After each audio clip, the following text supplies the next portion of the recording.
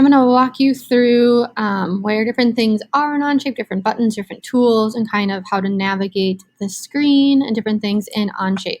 So when you log in, it's going to look kind of similar to this, where eventually you'll see a list of different documents and stuff that you have in Onshape. I coach robotics, and we use this to like prototype our robot and build stuff. So I have a bunch of extra robotics things in here, but I can scroll and see all the different files. I can go to created by me and see the things that I've created, shared with me. So I have documents in here from past students, their projects that they've shared with me for turning in and things like that. So on the left side here, you can click through those different things to kind of navigate. It's really similar to Google Drive that way. This top bar, you can even search for the name of something if you know the name. There is an app store where you can get other apps and additions to Onshape for doing other simulations and renderings and CAM and things like that. Learning Center is where you can take classes or watch videos to learn more about how to do specific things in Onshape. You have your account info, and then you also have some buttons on how you view your documents. So you can do grid view or list view or grid view. There's also this little I button. So if you click on a project, it'll give you a little preview, or you can kind of get some more information about that project. And then this create button is how you can create a new document. So all of these projects are their own documents. So as you make a project that has multiple parts and you want to assemble together, it all gets built in one document. So you can basically like call that part and put it together in an assembly. So create a document. You can also organize things in folders. So I'm going to open up one of my past projects to show you an example.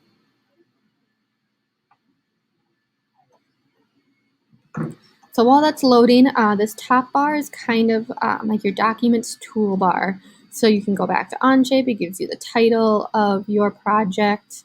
You can rename, change the workspace units. So this one is set up to millimeters, because that's what that video did. For other projects, if you do inches or things like that, you can choose the units. There is also, you can see the different version history. So back in May 8th, that's when I started this, so back last spring.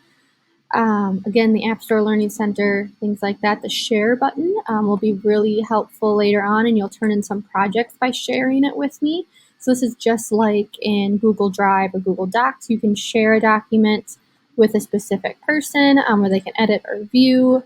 So a lot of companies use this to like work on one big project together so they can collaborate and people can work on different parts. So that's where you would share with me. And then again, your account info. The next bar is your sketch or feature toolbar. So this is where all of your different tools are for making different things in Onshape and editing your file. So we always start with doing a sketch, and then you can extrude it to make a 3D. But that is your little toolbar. There's undo and redo. On the left is your features list. So all of the different features that you've added to your part. So starting from the very beginning, this was that very first sketch that I did. And I could go back and maybe I need this to be 200 by 200 now. I prototyped and I need to make it bigger. You can easily change things to edit the size. And then as I accept that, it made just everything a little bit bigger. So you can see your past features that you've done. You can edit them. If any of them show up red, that means there's an error and something wrong. So that's where you see all the features that you've done in your document. Next on the right side is our view cube. So just like in Tinkercad, you can rotate around your screen by clicking different sides, rotating, clicking the arrows. If you're using a mouse, you can also use the right click to rotate around. The wheel, you can drag just for navigating, but you can also do that all right here. This little mini cube, you can change zoom to fit. So if you get lost in this white space, you can find it that way, or change how you want to view things isometrically, things like that. And then along the bottom are the different tabs for the different parts of your project in your document. So this project has multiple parts, from the base, slider, handle, and if you hover over them, it shows you a little preview.